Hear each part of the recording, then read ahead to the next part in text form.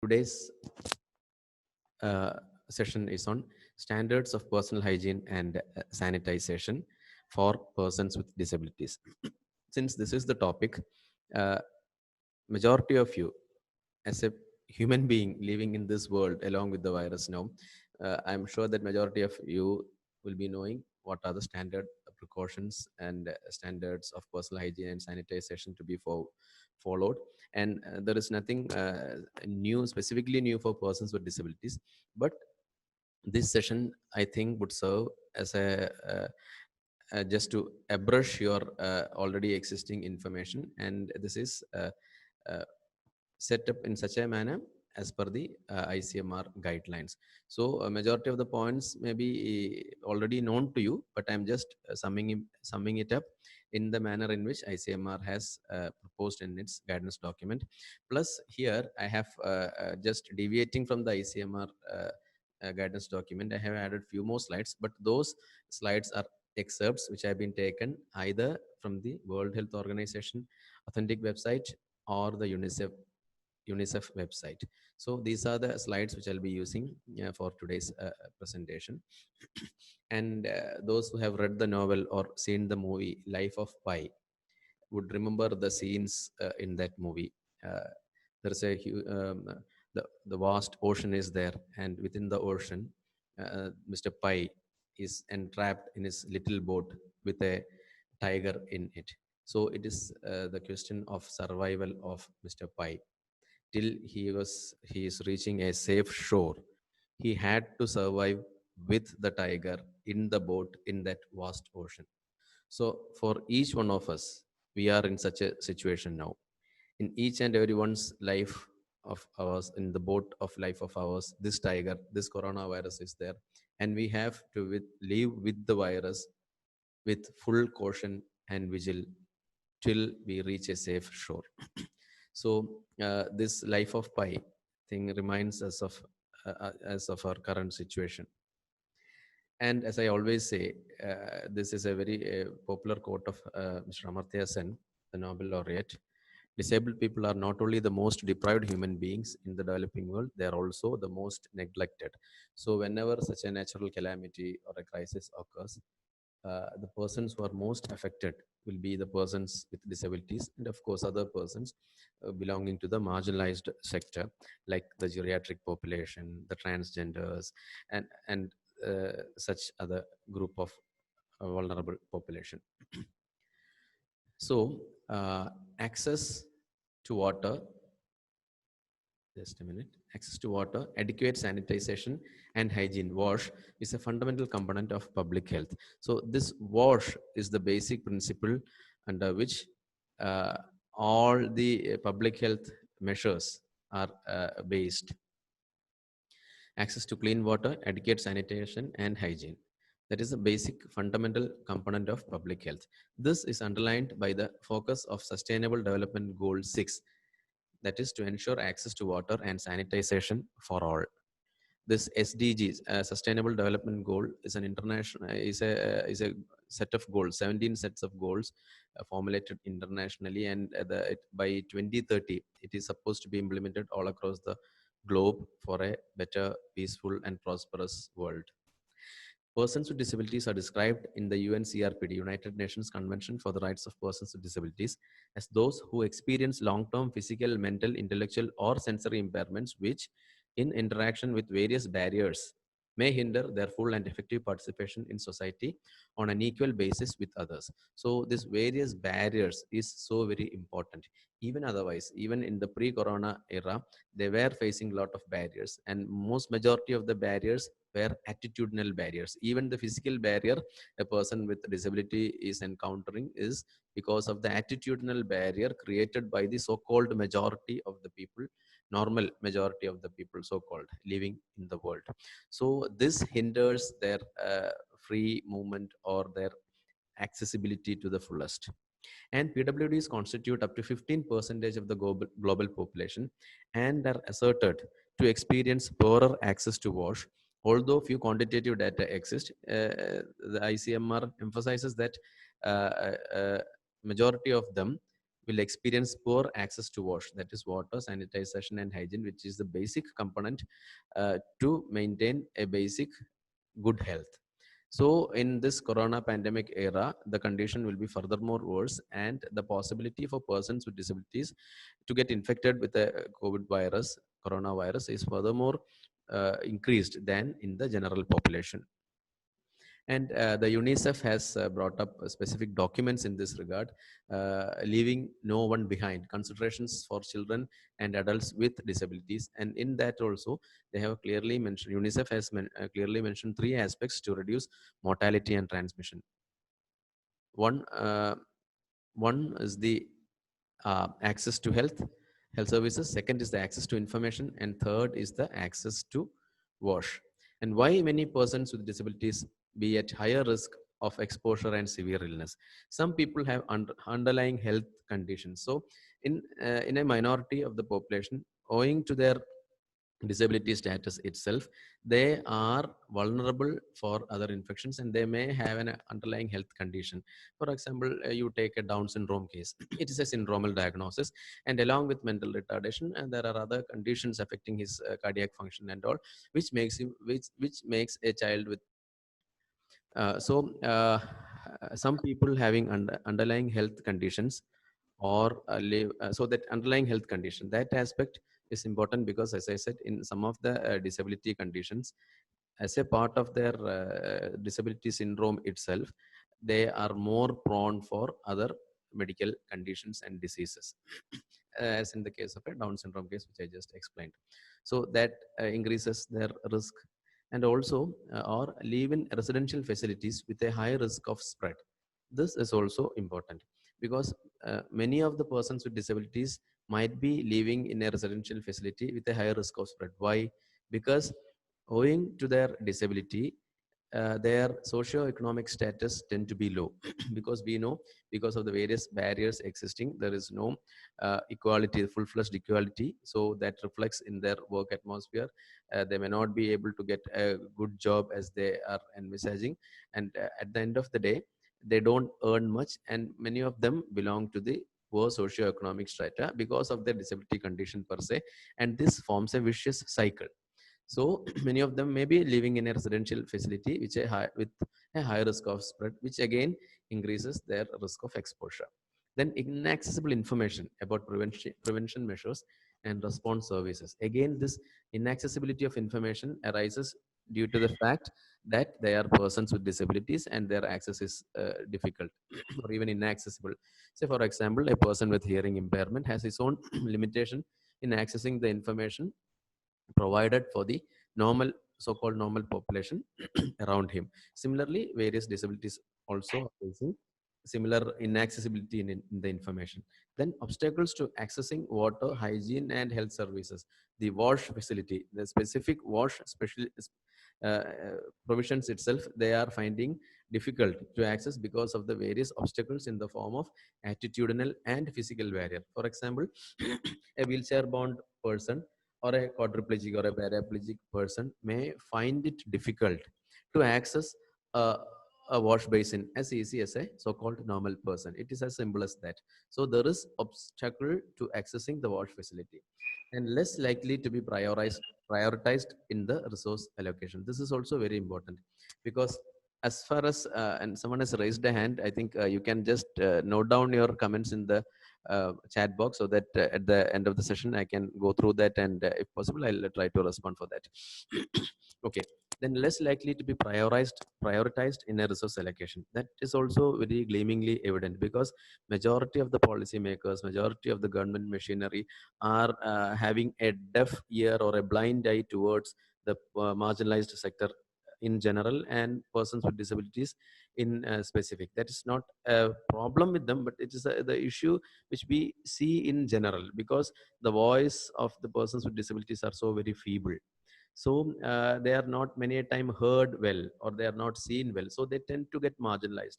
It's true with all the marginalized sector, because they are less likely to be prioritized in the resource allocation. So that again leads them, places them in a disadvantageous position. To reduce the mortality and transmission, UNICEF itself has brought out three major components, that is the access to health services, to ensure that quarantine health facilities and transport established as part of the COVID-19 response cater to the requirements of persons with disabilities. Second is the access to information, that is to ensure all information on COVID-19 prevention and assistance is provided in accessible and age appropriate format. That is also important, age appropriate format, because huge information with a lot of technical jargons and scientificity given to some other person as a child may not be comprehensible for the child. So that also has to be addressed. Then access to wash, as I mentioned earlier, we have to ensure all water sanitization and hygiene services and facilities are accessible to persons with disabilities. Persons with disabilities are not a homogeneous group. Ensure that all aspects of response consider the diverse needs of girls, women, men, and boys with disabilities, because, as we all know, it is a very heterogeneous group. The nature of the disability in itself is a spectrum. At one end of the spectrum, we can see persons with mild symptoms, to the other end, with a totally dependent person 24/7 on a caregiver. So, it has to cater to the requirement of the person with disability. And coming to the illness per se, we know, luckily for us, the infectivity rate, or the mortality rate associated with the coronavirus is comparatively less. Though the spectrum is wide, it falls somewhere between 0.5 percentage up to 8 to 10 percentage in some countries where no precautions were taken.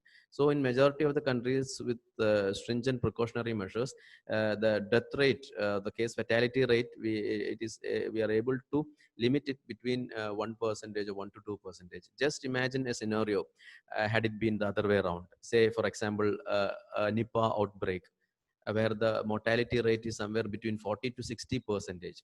If the mortality rate was something like that, the entire world would have been horror struck now, without knowing what to do. But luckily for us, though I am not underplaying the current situation, but on a factual evaluation, we can see that the mortality rate is comparatively less, and it falls between 0.5 to 8 to 10%.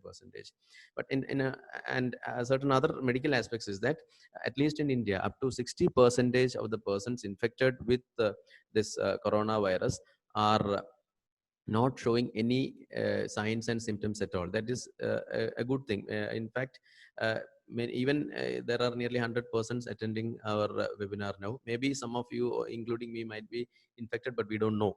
But that is a good thing, because it just comes and goes off like that without even producing any issue, and wherein we are developing antibodies against this virus.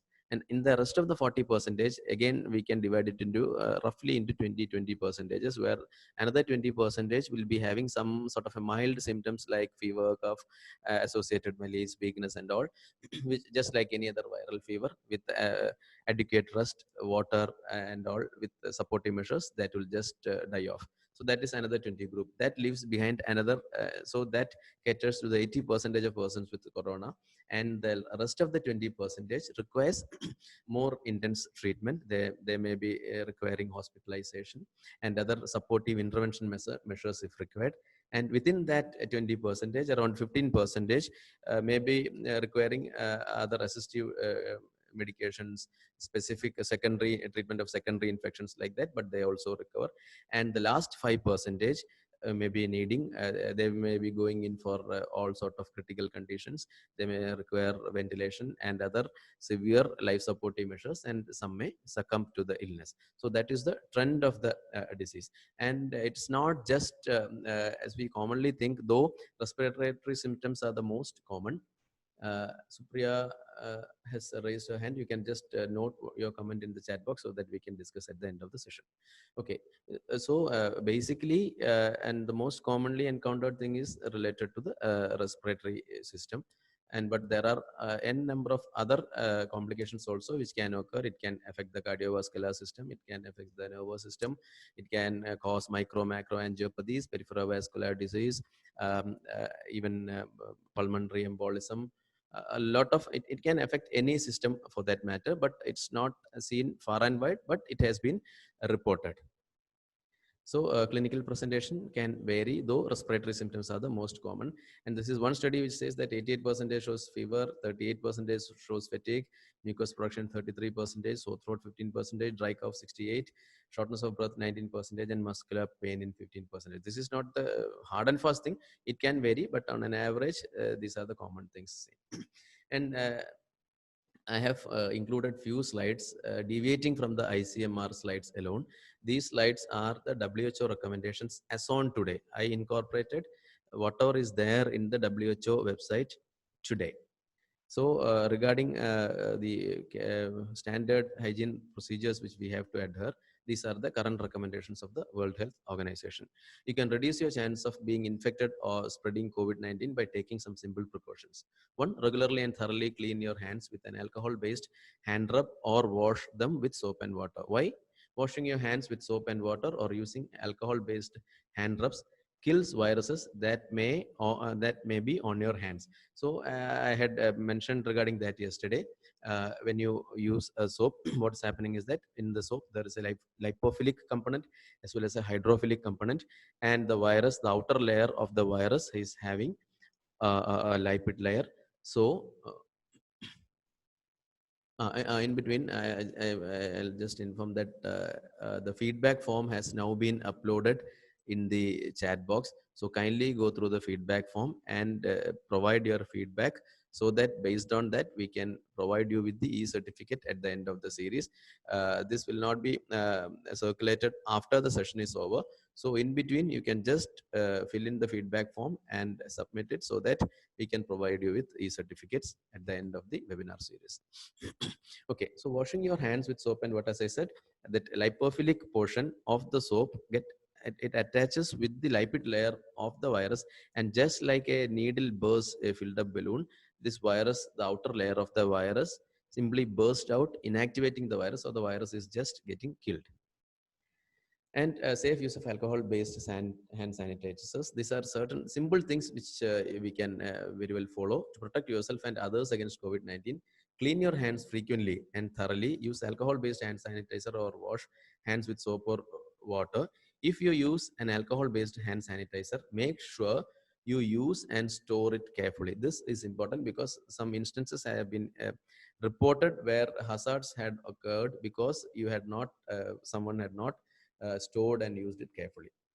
So keep alcohol-based hand sanitizers out of reach of children. Teach them how to apply the sanitizer and monitor its use, because alcohol-based sanitizer is to be handled with care. Apply a coin-sized amount on your hands.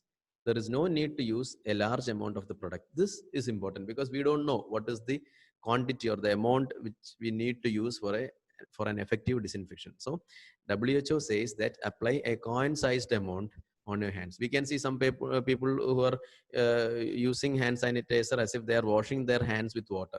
So that is not required. A coin size of the sanitizer would be sufficient. That is what WHO says. Avoid touching your eyes, mouth, and nose immediately after using an alcohol-based hand sanitizer, as it can cause irritation. This is important because we will be using this sanitizer for quite some time, and some has already reported some irritation, or it's a minority condition only, but some skin lesions or some skin irritation people have reported. But when we weigh the pros and the risk benefit ratio is so very high that it is negligible. But you can use it with caution, so that there is no skin related issues. Hand sanitizers recommended to protect against COVID-19 are alcohol based and therefore can be flammable. Very important. Do not use before handling fire or cooking. So at the kitchen and all, either when you are using a hand sanitizer, alcohol based hand sanitizer, you should be very careful in using that, or it will be better for you to use soap and water in such situations. Under no circumstance, drink or let children swallow an alcohol based hand sanitizer.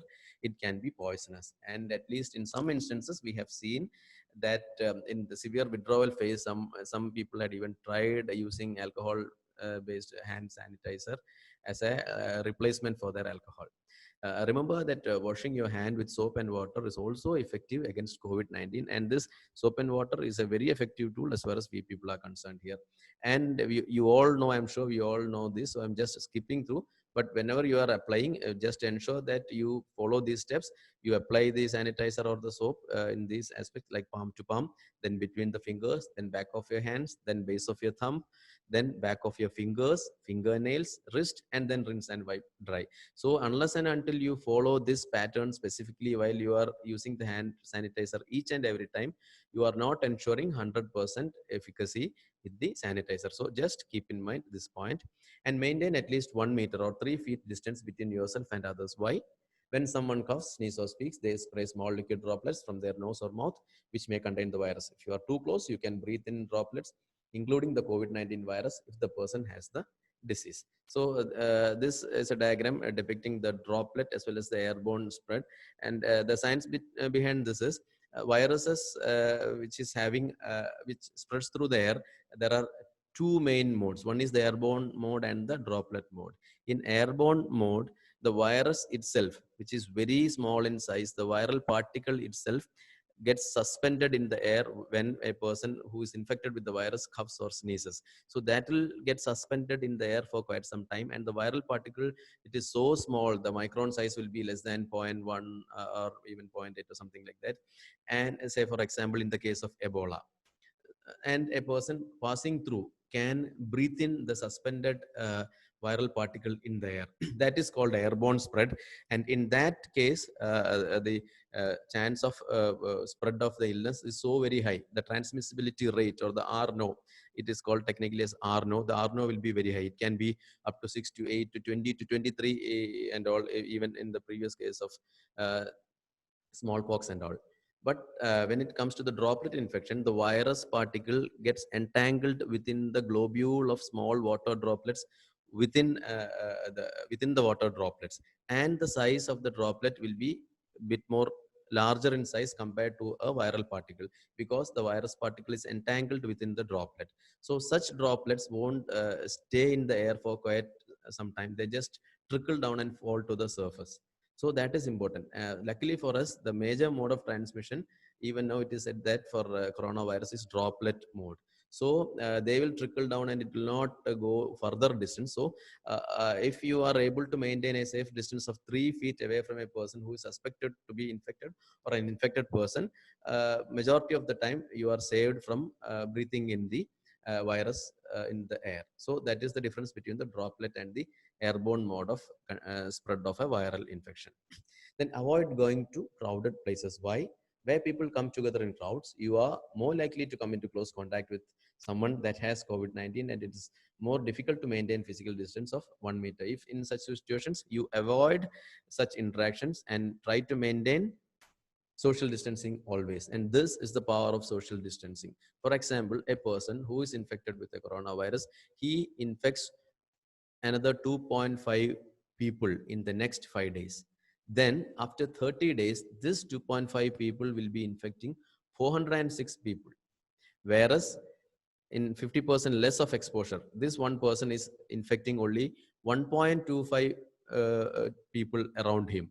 Then after 30 days, instead of this 406 people getting infected, only 15 people will get infected. And if a person is infecting only 0.62% people around him, that is less than a person around him, in another 5 days, then the spread after 30 days would only be 2.5 people infected. So just compare the difference between that 406 to 2.5. So the precaution or the caution, the awareness kept by each and every individual is of prime importance in this given time. And this is the power of social distancing. Then avoid touching eyes, nose, and mouth. Why? Hands touch many surfaces and can pick up viruses. Once contaminated, hands can transfer the virus to your eyes, nose, or mouth. From there, the virus can enter your body and infect you. Make sure you and the people around you follow good respiratory hygiene. This means covering your mouth and nose with your bent elbow or tissue when you cough or sneeze. Then dispose of the used tissue immediately and wash hands. Why?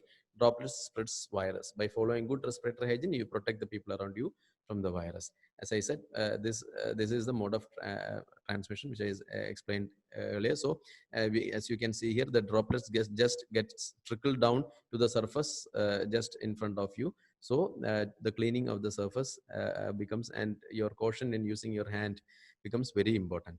Stay home and self-isolate even with minor symptoms such as cough, headache, mild fever until you recover. Have someone bring you supplies. If you need to leave your house, wear a mask to avoid infecting others. Why? Avoiding contact with others will protect them from possible COVID-19 and other virus. This is a social responsibility which you are supposed to express in this unprecedented pandemic scenario. It is not just regarding our health, it's regarding the health of others as well. So you should be very particular in maintaining the social distance, in using the sanitizer as well as using the mask, because that on either ways, both as your social responsibility as well as to prevent you from any possibility of contamination, that has to be done. If you have a fever, cough, and difficulty breathing, seek medical attention, but call by telephone in advance if possible, and follow the directions of your local health authority. Why? National and local authorities will have the most up-to-date information on the situation in your area. Calling in advance will allow your healthcare provider to quickly direct you to the right health facility. This will also protect you and help prevent spread of viruses and other infection. This is again important. It's not that if you have some symptom, you just rush to the immediate hospital. No, it's not required. Instead, you should be aware of the facilities around you. You definitely, the government is flooding with information regarding the first stop prices and all the hotline numbers with regard to corona care.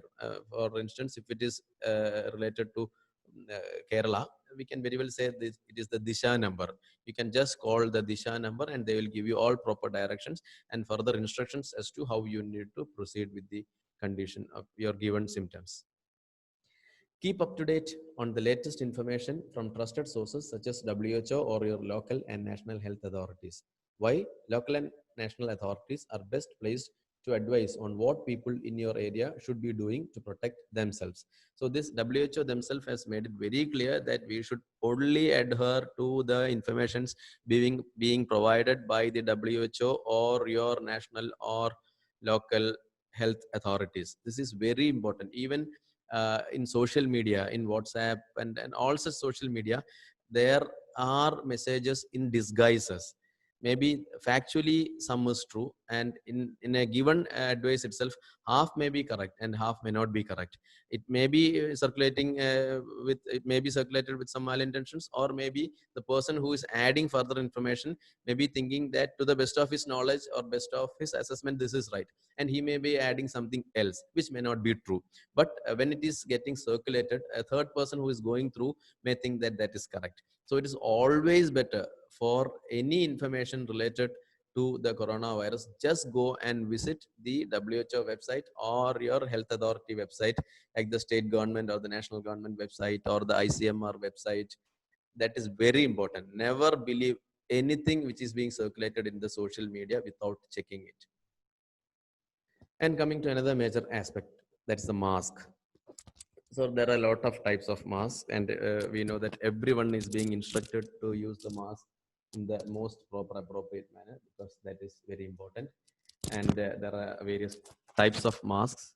You might have heard regarding N95 masks, N80 masks, etc. So what does this N value mean? It denotes the filtration efficacy of a mask. You might have heard of N95 respirators also. Respirator is not equivalent to a mask. It's a device which is better than a mask in many aspects. An N95 respirator is a respiratory protective device designed to achieve a very close facial fit and very efficient filtration of airborne particles. So it won't have that gaps in between. It will fit in very well. And it's not a mask, in fact. It's a device for proper filtration. And what does this N95 imply? This designation means that when subjected to careful testing, the respirator blocks at least 95% of very small, that is zero point 0.3 micron size test particles. So that is what is meant by the N value of any mask. So it should be able to filter or sieve off at least 95% of time 0.3 sized micron particle under test situations. So that is called as N95. For surgical mask, the N value is 80, which means 80% of times the mask is able to sieve off up to 0.3 micron sized particles. Mask using cotton clothes, etc., have an N value of around 30. So that is the N value. This is not in the WHO side, but this I have taken from some other uh, authoritative site only. Since the transmission is mainly through the respiratory droplet transmission mode, where the droplet particles are more than 5 to 10 microns in diameter, they are to a great extent filtered by the surgical mask or the cloth mask. So that is the science or the aspect why we consider use of mask as a very safe measure, or a very effective measure in warding off the spread of coronavirus now, because uh, since these are in the droplet form and the size of the droplet is a bit medium sized, many a time such sort of droplets can very well be sieved off or warded off using even a cloth mask. N95 masks are indicated only for those persons who come in close contact with COVID patients, like healthcare professionals, where airborne transmission may be possible in specific circumstances and settings in which procedures or support treatment that generate aerosols are performed, like maybe an anesthesiologist is trying to do an endotracheal intubation, and or an intervention is doing some sort of a, intervention therapy, who is coming in very close contact with the person with corona, then there is the possibility of an airborne spread, that is breathing in directly the suspended virus particle. So in such situations, usage of an N95 mask is imperative, just as the usage of the PPE, standard PPE kit, which also encompasses the N95 mask. So these are the medical, so there are medical masks as well as fabric masks. The medical mask, I told you, it is a triple layer mask, and the fabric mask is majority of the things which we are using every day. So it's also known as the surgical mask. It has got three layers. And who all should use a medical mask? WHO, as on today's website data, they say that medical mask should be worn by health workers, by people who have COVID-19 symptoms, and those who take care of someone suspected or confirmed with COVID-19. So these are the people who should use the surgical mask. And in areas where COVID-19 is widespread and physical distancing of at least 1 meter cannot be achieved, medical masks should be worn by people who are aged 60 years old, or other those who have underlying health conditions. So this is otherwise we are other safety measures which we are using is the reverse quarantine. We know that persons with comorbidities and children below 10 years of age, and geriatric population above the age of 65, they have to be reverse quarantine, wherein we ensure that they are not interacting with the public around, and they are keeping the social distancing and following all standards, health recommendations for containing the spread of COVID. So those persons, they can all elderly people, if they are in a position, if they are it's imperative for them to go out, then such people also should use a surgical mask in such situations. And coming to the fabric mask, this is also known as non-surgical mask, should be worn by people who have no COVID-19 symptoms, where COVID is widespread and physical distancing of at least 1 meter cannot be achieved, such as social workers, we people in the field of rehabilitation, then who need to have close interactions, like cashiers and other servers. All such people should use fabric mask. And fabric mask should also be considered in busy public settings, such as which we are already using now, like in public transport, like buses, shared taxis and trains, workplaces, grocery stores, and other crowded environment. We have to use this mask, this fabric mask. And please follow your local authorities advice on the use of mask, because this advisory can change from time to time depending on the scenario around you.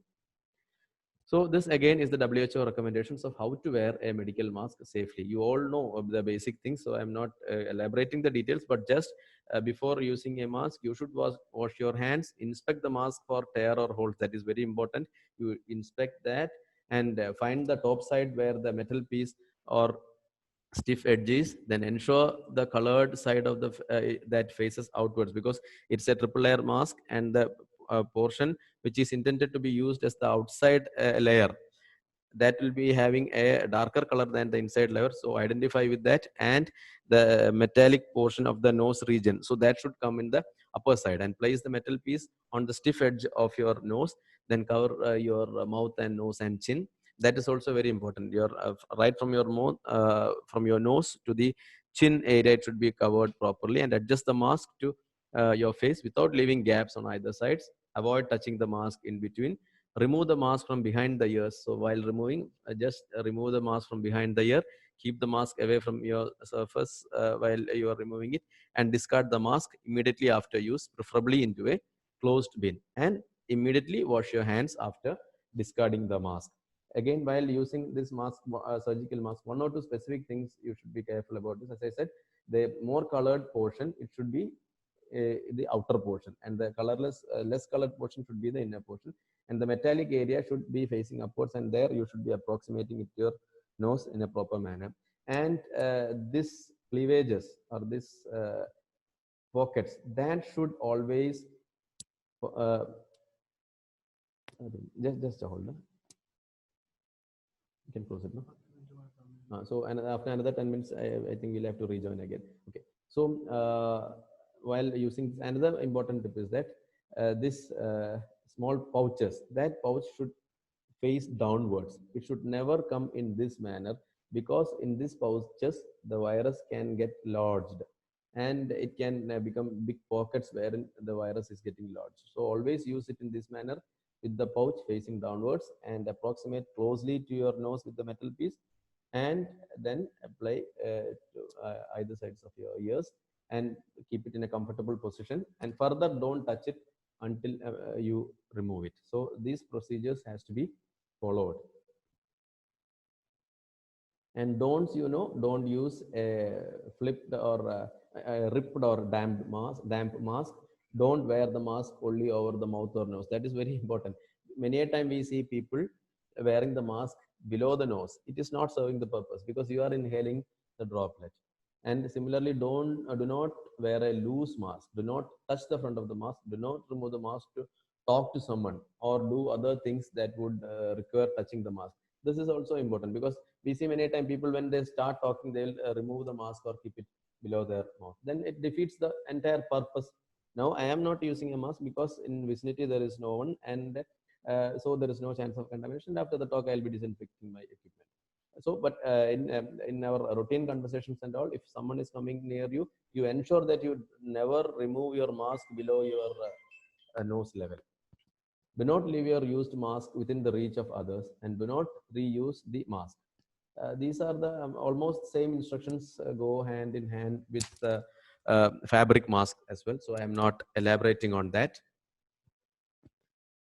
And how long does the virus survive on the surface? Studies have shown that the COVID-19 virus can survive for up to 72 hours on plastic or stainless steel, 4 hours or less on copper, and 24 hours or less on cardboard. The most important thing to know about coronavirus on surfaces is that they can easily be cleaned with common household disinfectants that will kill the virus. The mechanism of action, I had explained it in the beginning. So you should understand that on stainless steel or plastic surfaces, it can survive us up to 3 days, and on cardboard and other related substances, it can survive up to 24 hours or 1 day. So that highlights the need for disinfecting the surroundings around you periodically. So other hygiene measures, again, this is as per the ICMR guidelines document only. Clean the bed sheets, towels, and clothes regularly, especially for person with disability who is bedbound or who is immobile. For such persons, the frequency of cleaning should be increased compared to a normal person, because the chance of contamination is more. So clean the bed sheets, towels, and clothes regularly. Don't shake used and dirty laundry to minimize the possibility of dispersing the virus through the air. That also you should be very careful in doing that. Don't if a cloth, if a bed sheet is being used by a person with disability for 2 or 3 weeks, and you are planning to change the cloth, after removing the cloth, there is no need to shake it vigorously, so that the entire lodged particle gets dislodged. So just take it away for the cleaning purpose. Launder items with soap or detergent using the warmest appropriate water temperature, and dry items completely. Both steps help to kill the virus. Again, we all know that. Wash or disinfect your laundry bag and hamper as well. Consider storing laundry in disposable bags. As far as possible, try to store your laundry things in a disposable bag. Then handling and preparing food packaging and handling precautions. Remove any unnecessary packaging and dispose of into a waste bin with a lid. So try to have a waste bin with a lid. Open the lid, put the waste, close it. Remove food from remove food from takeout containers, place on a clean plate, and dispose of the container. Packaging like cans can be wiped clean with a disinfectant before being opened or stored. Wash unpacked wash unpacked produce such as fruits and vegetables thoroughly under running water. Wash your hands with soap and water or use an alcohol-based hand rub immediately afterwards. Wash your hands thoroughly with soap and water for at least 20 seconds before preparing any food. So these recommendations are standard things which any person has to follow, and especially a person with disability or a caregiver for a person with disability has to follow. And while washing your hands, as mentioned, you should spend at least 20 seconds washing your hands or using a hand sanitizer, and the 7 steps of sanitizing your hands, that also has to be followed each and every time you are applying a sanitizer. Then environmental hygiene, routine cleaning, sanitizing, and disinfection guidelines issued by the ICMR. Take proper steps for cleaning, sanitizing, and disinfecting surfaces to remove germs that can make people sick.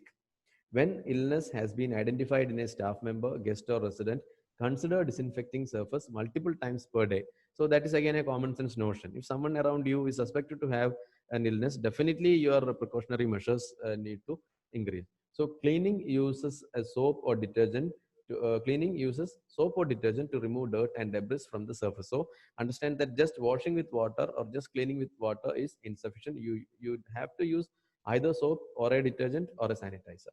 Then sanitizing is meant to reduce but not kill the occurrence and growth of all the germs from the surface. That also has to be borne in mind.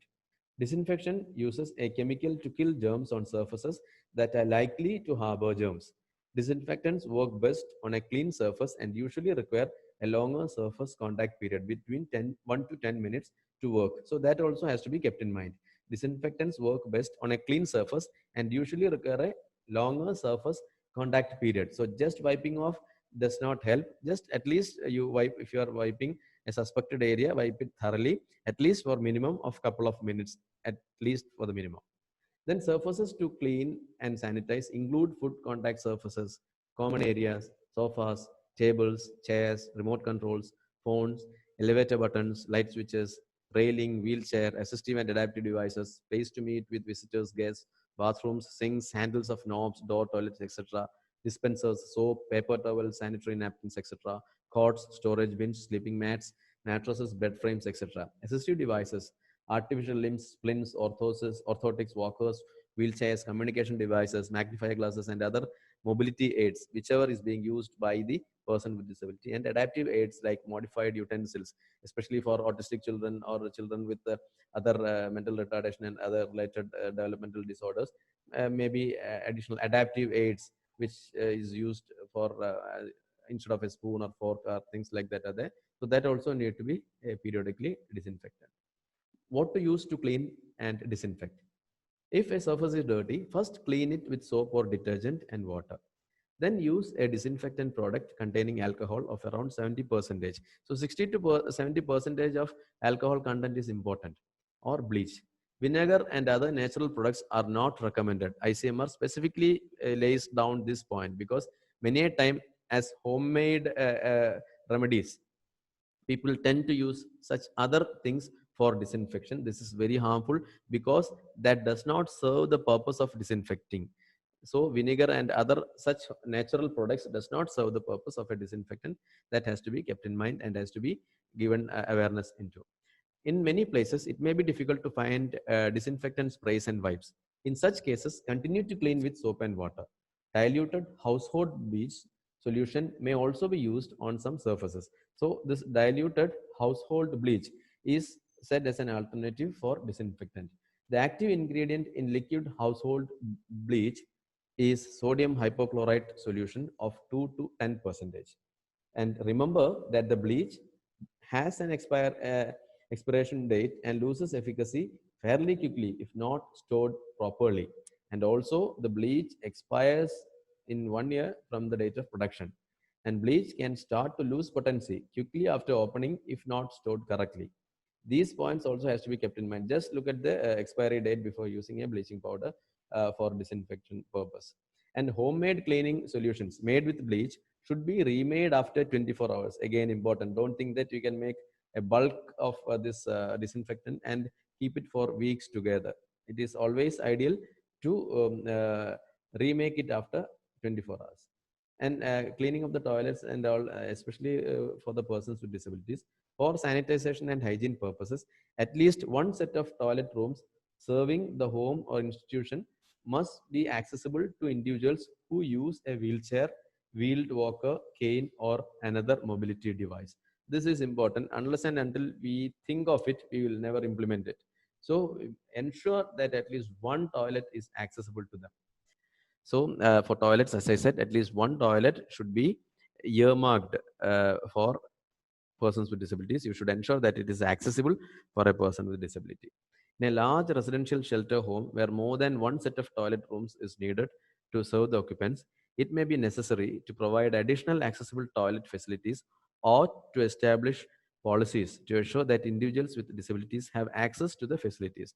This, even in large residential shelter home like institutions, the authorities have to ensure that this is being done. Accessible toilet rooms should be placed so they can be easily reached by individuals while seated in a wheelchair or using mobility devices. This, as I said again, we are the people who need to ensure that this being such things are being done, because without bestowing a proper attention, things like this will not happen. And supplies for cleaning, sanitizing, and disinfection.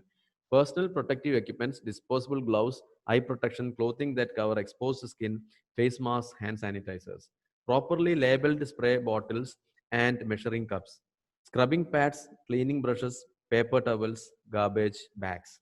So these are the array of personal protective measures, and the supply for cleaning, sanitizing, and disinfection has to be ensured. Again, the local authorities, the administrative authorities, and the governing bodies of a given institution or a given administration, as district administration, or depending on the level of the administration, be it LSGD or the district or the state administration, these things has to be ensured. Then how to use disinfectant wipes effectively? Wipe the surface to clean away dirt or debris, discard the wipe, and then wipe again with a fresh wipe and allow the surface to air dry. So this is the proper procedure by which you can use a disinfectant wipe effectively. So just wiping off is not sufficient.